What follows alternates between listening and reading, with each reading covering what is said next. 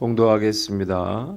성 안에서 내가 성전을 보지 못하였으니 이는 주 하나님 곧 전능하신 이와 및 어린 양이 그 성전이심이라. 그 성은 해나 달의 비침이 쓸데없으니 이는 하나님의 영광이 비치고 어린 양이 그 등불이 되심이라. 만국이 그 빛 가운데로 다니고 땅의 왕들이 자기 영광을 가지고 그리로 들어가리라. 낮에 성문들을 도무지 닫지 아니하리니 거기에는 밤이 없음이라. 사람들이 만국의 영광과 존귀를 가지고 그리로 들어가겠고 무엇이든지 속된 것이나 가증한 일 또는 거짓말하는 자는 결코 그리로 들어가지 못하되 오직 어린 양의 생명책에 기록된 자들만 들어가리라. 또 그가 수정같이 맑은 생명수의 강을 내게 보이니 하나님과 및 어린 양의 보좌로부터 나와서 길 가운데로 흐르더라. 강 좌우에 생명나무가 있어 12가지 열매를 맺되 달마다 그 열매를 맺고 그 나무 잎사귀들은 만국을 치료하기 위하여 있더라.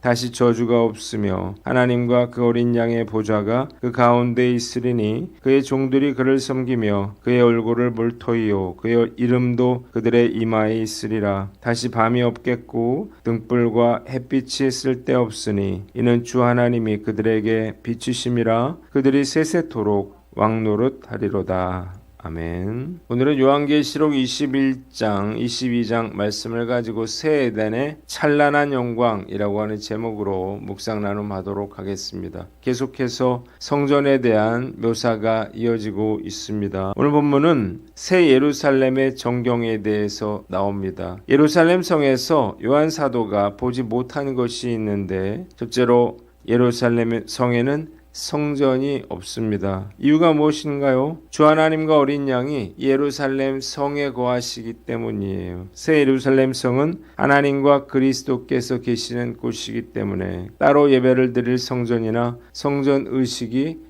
필요하지 않습니다. 두 번째, 예루살렘 성에는 밤이 없습니다. 23절로 26절에 나와 있죠. 이 세상은 낮과 밤이 있어요. 지구가 태양 주변을 돌고 있기 때문입니다. 그런데 천국에는 햇빛과 달빛이 필요 없다는 거죠. 왜냐하면 천국에는 늘 하나님의 영광에 빛이 비치고 예수님이 등불이 되시기 때문입니다. 만국의 하나님이 영광의 빛 가운데 다니시고 땅의 왕들이 자기 영광을 가지고 그리로 들어갈 것이고 밤이 없기에 성문들은 닫지 않습니다.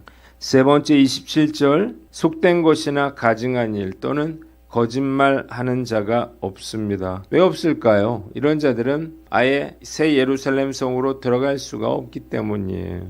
그렇다면 이렇게 영광스러운 예루살렘 성에 들어갈 자가 누구인가? 오직 어린 양의 생명책에 기록된 자만이 예루살렘 성에 들어갈 수가 있는 것입니다. 본문에 우리에게 주는 교훈이 있는데 지금 하나님 나라를 살라는 것입니다. 생명책에 기록된 자가 되기 위해서는 어떻게 해야 할까요? 거룩하고 순결한 삶을 살아야 합니다. 하나님의 나라는요, 우리가 하늘나라에 간 이후부터 시작되는 게 아닌 거예요. 하나님의 자녀로 부름받은 성도라면 이 세상에서도 거룩하고 순결하게 살고 거짓을 행하지 아니하고 하나님의 영광을 드러내는 삶을 살아야 하는 것입니다. 그러니까 거룩한 성 예루살렘 성에는 거룩하고 순결한 자들이 들어가는 것입니다. 예수님께서는 마태복음 25장에 이 재림을 천국 잔치로 설명하시면서 신랑인 자신이 신부인 성도들을 맞이하기 위해 오시는 것으로 열처녀의 비유를 들어 설명하셨습니다. 다시 오실 예수님을 맞이하기 위해서는요, 물질의 유혹이나 핍박 속에서도 끝까지 믿음을 지켜야 하는 것입니다. 깨어있지 못하고 방탕한 자들은요, 결코 어린 양의 신부가 될 수가 없는 것입니다. 천사는 하늘로부터 내려오는 예루살렘 성을 뭐라고 불렀습니까? 신부라고 불렀다는 거죠. 이 신부는 어린 양의 아내입니다. 어린 양의 아내인 신부는 어린 양이신 그리스도께만 충성하여 신실하게 믿음을 지킨 하나님의 백성을 의미하는 것입니다. 말씀 앞에서 우리 자신 돌아봐야겠죠. 과연 나는 얼마나 그리스도의 신부로서 거룩하고 순결하게 살아가고 있나요? 예전보다 저도 나아지기는 했지만 아직도 세상의 것에 미련을 두고 있고 온전치 못합니다. 부끄럽고 또 제 자신에 대해서 실망할 때가 많지만 결코 포기해서는 안 될 것입니다. 오늘 난 어떤가 스스로를 돌아보고 거룩함과 순결함으로 신실하게 믿음을 지켜 생명책에 그 이름이 기록되는 영광을 누리시는 저와 여러분들 되시기를 주님의 이름으로 축원합니다.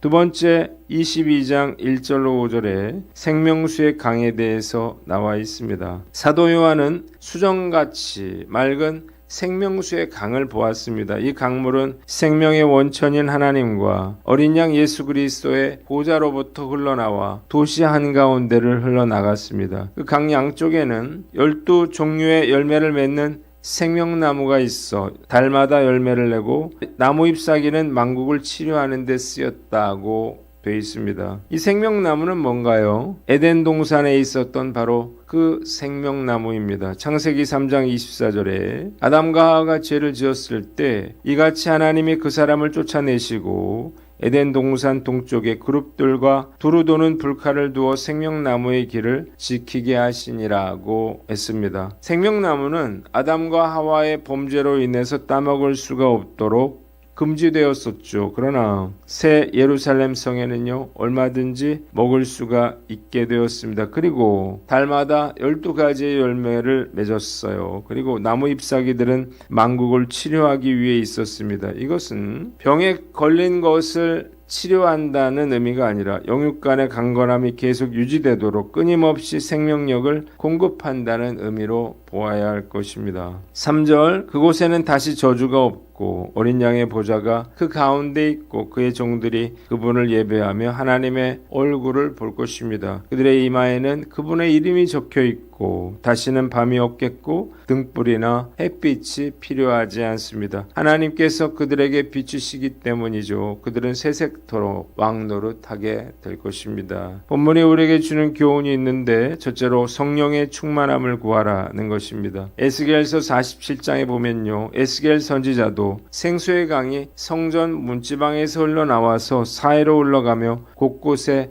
생명을 불어넣는 것을 보았습니다. 본문의 내용은 에스겔이 본 환상과 일치하죠. 에스겔서 47장 1절에 그가 나를 데리고 성전문에 이르시니 성전의 앞면이 동쪽을 향하였는데 그 문지방 밑에서 물이 나와 동쪽으로 흐르다가 성전 오른쪽 제단 남쪽으로 흘러내리더라고 했습니다. 에스겔은 새롭게 회복된 성전 문지방으로부터 흘러나온 생명수가 성전을 적시고 강을 이루어서 마침내 죽음만이 상존하는 불모지인 사해골짜기로 스며들어 강 주변의 땅을 기름지고 풍요로운 옥토로 변화시키는 것을 보았죠. 이 생명수는 무엇을 상징하나요? 생명을 계속 공급해주는 성령을 의미하는 것입니다. 성령께서 임하시면 생명이 다시 살아나는 역사가 일어나는 것입니다. 마찬가지로 생명의 근원이신 하나님과 어린 양으로부터 생수의 강이 흘러서 구원받은 하나님의 백성들은 하나님으로부터 공급되는 이 영생을 풍성하게 누리게 되는 것입니다. 이 세상의 물은요, 우리의 생명을 연장해 줄 수는 있지만 영원히 살게 해줄 수는 없습니다.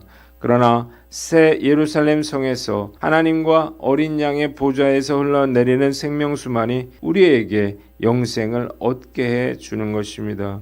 이 생수의 강을 이 세상에서도 맛볼 수 있는 방법이 있는데 그것은 바로 성령의 충만함을 받는 것입니다. 성령의 역사가 일어나는 곳에 생수의 강이 흘러 넘치기 때문이에요. 그래서 성령의 역사가 일어나는 곳에 심령이 고침을 받고 병든 육체가 치유되는 것입니다. 무너진 가정이 회복되고 깨어진 관계가 회복되는 것입니다. 성령으로 충만하면 탐욕이 사라집니다. 거짓이 사라집니다. 거룩하고 순결하게 살게 됩니다. 십자가의 권능으로 능력 있고 변화된 삶을 살게 되는 것입니다. 기독교 역사는 바로 성령의 역사입니다. 성령의 역사는 한 사람의 삶을, 한 가정을, 교회를, 나라와 민족을 변화시켜 온 것입니다. 점점 세상이 죄악으로 얼룩지고 어둠은 깊어가고 땅은 황폐화되어 가고 있습니다. 누가 어떻게 무너져가는 이 세상을 다시 살려낼 수 있을까요? 이 세상의 그 어떤 것으로도 불가능합니다. 이 세상을 변화시키고 살려낼 수 있는 유일한 생수의 강인 성령의 능력으로만 가능한 것입니다. 성령의 생수가 흐르는 곳에 치유의 역사가 일어나고 병든 심령이 고침을 받고 병든 육체가 치료됩니다. 무너진 가정이 회복되고 깨어진 관계가 회복되는 거예요. 저는 이런 성령의 역사가 우리 교회 안에 일어나기를 간절히 소망합니다. 그래서 우리는 교만한 마음과 영적 자만심을 버리고 갈급한 마음으로 주님께 성령 충만함을 달라고 부르짖어 기도해야 하는 것입니다. 저는 아프리카의 아이들이 너무 목이 말라서 흙탕물을 퍼마시는 걸 본 적이 있습니다. 아이들도 물론 이런 물을 먹으면 안 된다는 사실을 알고 있죠. 그러나 그럼에도 불구하고 타는 듯한 목마름으로 인해서 흙탕물이라도 마시게 되는 것입니다. 우리의 심령 가운데 이런 갈급함이 회복되어야 할 거예요. 오늘 난 어떤가 스스로를 돌아보고 우리가 이 갈급한 심령으로 주님께 엎드려 주님의 생명의 강이 생명수가 우리 안에 흘러 넘치도록 은혜를 베풀어 달라고 부르짖어 기도하는 저와 여러분들 되시기를 주님의 이름으로 축원합니다. 마지막으로 주님의 능력으로 풍성한 삶을 살라는 것입니다. 요즘 이 나라가 한국교회가 그 어느 때보다 어려운 상황 가운데 있습니다. 그래서 자칫 잘못하면요 우울증에 빠질 수도 있습니다. 저는 인생을 지금까지 살아오면서 산다고 하는 것이 참 힘들구나 그런 생각을 했어요. 야곱이 험악한 세월을 살았다고 바로에게 이야기한 것처럼 많은 고통과 아픔을 안고 사는 것이 바로 우리네 인생이에요. 질병이 있고 사고와 치열한 생존 경쟁이 있는 곳이 이 세상이죠. 그리고 이것은 그 누구도 피할 수가 없습니다. 이 세상은 저주받은 곳이기 때문이에요. 그런데 새 예루살렘 성에는 생명나무가 있어서 생명력이 풍성하다고 했는데 말씀을 묵상하면서 주님은 이 세상을 사는 우리가 풍성한 생명력을 가지고 살아갈 것을 원하신다는 생각이 들어요. 이 생명의 근원 되신 예수님이 함께 해주시면 좀 더 활기차고 생명력 있고 풍성한 삶을 살 수 있지 않을까 생각을 해봅니다.